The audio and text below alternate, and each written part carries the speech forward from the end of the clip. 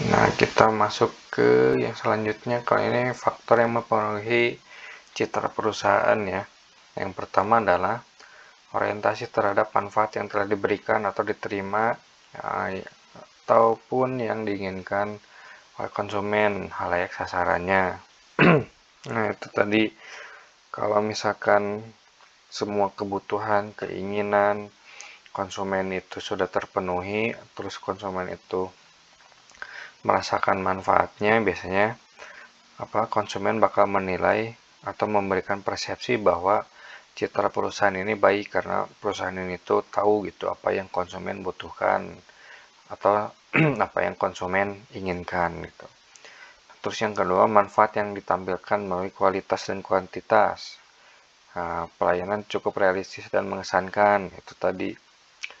Jadi manfaat yang diberikan kepada konsumen itu sesuai dengan kualitas dan pelayanan ya yang diberikan kepada konsumen tadi gitu. Nah, lalu yang ketiga, citra yang baik telah dipresentasikan berdasarkan kemampuan perusahaan, kebanggaan, nilai kepercayaan, kejujuran, dan mudah dipengerti oleh publik sebagai halayak sasaran gitu. Nah, jadi citra yang sudah terbentuk ya, citra yang baik ini tuh nanti akan membuat si konsumen kita atau misalkan pelanggan kita tuh jadi bangga gitu kalau misalkan kita tuh pakai produk ini gitu misalkan gitu ya. Nah, nanti bisa meningkatkan tingkat kepercayaan diri mereka juga gitu kalau misalkan kebutuhan mereka terpenuhi, mereka dapat manfaatnya. Nah, ujung-ujungnya mereka bakal loyal sama perusahaan kita atau produk kita gitu. Nah, yang keempat, citra yang baik muncul dari penilaian berdasarkan aktivitas, empati, prestasi, dan reputasi perusahaan. Ini contohnya misalkan sering melakukan kegiatan CSR gitu ya, kayak bagi-bagi sembako. Terus kalau misalkan ngasih bantuan kalau misalkan ada daerah yang terdampak bencana, nah itu salah satu hal pembentuk citra perusahaan gitu ya, citra perusahaan yang baik gitu. Yang kelima, citra baik perusahaan dapat timbul dari aspek menampilkan keseriusannya dalam tanggung jawab sosial tadi. Kayaknya lebih ke kelestarian lingkungan hidup ya. Kayak misalkan go green itu tadi yang kita sering denger ya. Nah, kalau dari kemasannya, misalkan kemasannya mudah didaur ulang gitu ya, terus kemasannya ramah lingkungan, terus ikut andil gitu ya dalam melestarikan lingkungan, kayak nanam pohon, kayak membersihkan sungai yang kotor gitu ya, terus kayak bikin teknologi terbarukan untuk mengatasi kerusakan lingkungan. Nah, itu lebih biasanya sekarang perusahaan-perusahaan mulai bergerak ke sana gitu. Jadi mereka nggak hanya ngejar profit, tapi mereka juga ingin ngejar gitu sejauh mana si perusahaan itu tuh bermanfaat untuk melestarikan lingkungan gitu, untuk menjaga lingkungan sekitarnya gitu.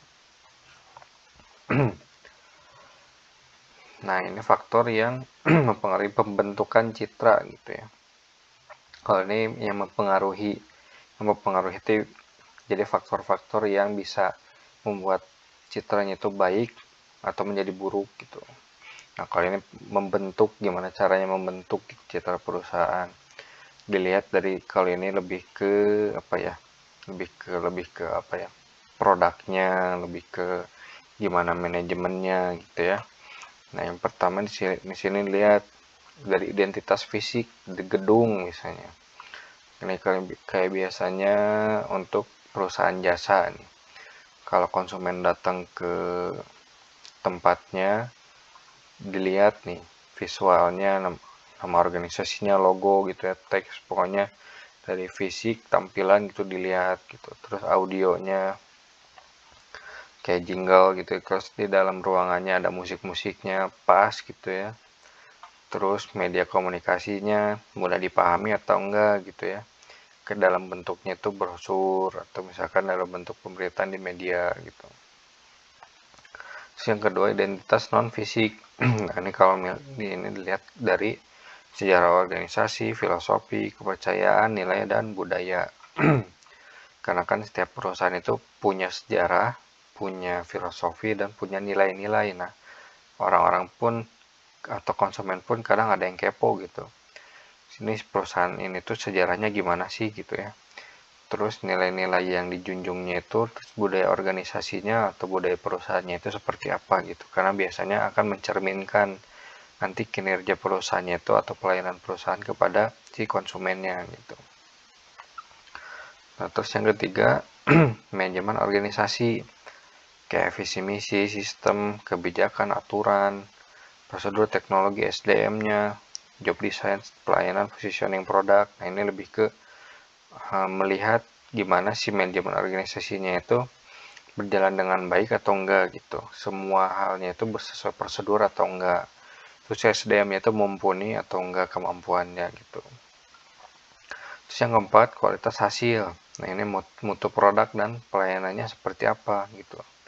Apakah kualitasnya baik atau enggak. Terus pelayanannya itu bisa konsumen bisa terlayani dengan baik atau tidak gitu.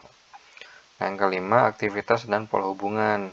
Nah, ini dilihat dari hubungan antara perusahaan dengan publik. Terus kalau misalkan konsumen punya masalah, nanti dilihat respon tanggung jawab dari perusahaannya itu seperti apa, terus cara berkomunikasinya seperti apa, terus si pelanggan itu diajak untuk berbagi pengalaman menggunakan produk perusahaan itu ada apa enggak gitu. Kadang kan pelanggan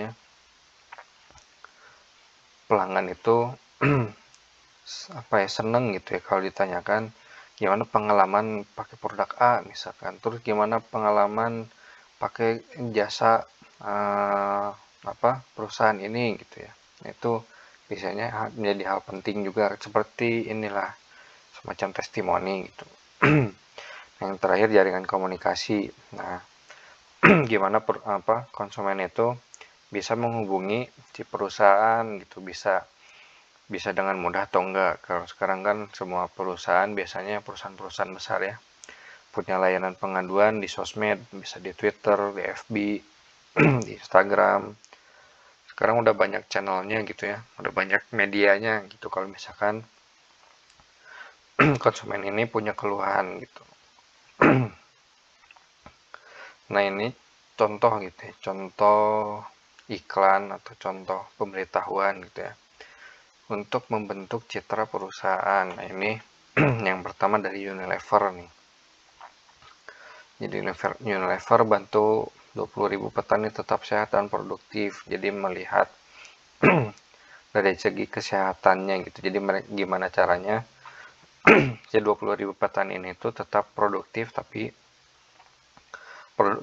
produktif dan sehat gitu. Terus ini contoh iklan Pertamina tuh. Iklan Pertamina, kalau ini yang langit biru. Jadi sekarang beberapa pom bensin ya, untuk produk Pertalite-nya ada pengurangan atau ada subsidi ya, berapa yang 800 rupiah atau berapa gitu. Nah, itu tujuannya adalah untuk memindahkan konsumen yang dari premium ke Pertalite, karena kan Pertalite itu lebih ramah lingkungan dibanding premium gitu. Terus ini kolaborasi antara H&M sama Aqua gitu. Jadi si Aqua ini tuh mendaur ulang botol-botol plastik yang ada gitu ya, udah dikumpulkan untuk berkolaborasi dengan H&M untuk dijadikan baju gitu. Baju-bajunya ini berasalkan dari bahan daur ulang plastik yang dikumpulkan di Aqua ini gitu ya. Nah, ini kemarin tuh untuk produk baju-baju anak-anak kalau nggak salah gitu ya. Nah, ini contoh iklan Bango ya, kan kita udah tahu tuh kedelai Malika tuh. Nah, ini komitmen sepenuh hati lestarikan kedelai hitam Malika sampai anak cucu kita nanti. Nah, jadi kalau yang saya tahu, Malika itu salah satu jenis kedelai hitam itu untuk bahan baku kecap yang terbaik yang ada di Indonesia gitu.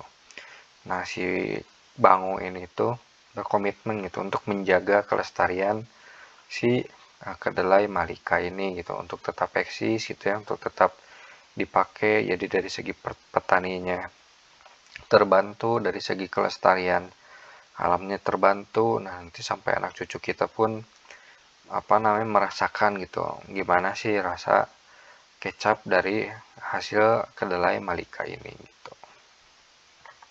Nah, sampai situ aja materinya, semoga bisa dipahami. Nanti kalau ada yang mau ditanyakan, bisa di-share di grup kelas. Mohon maaf kalau ada kesalahan. Assalamualaikum warahmatullahi wabarakatuh.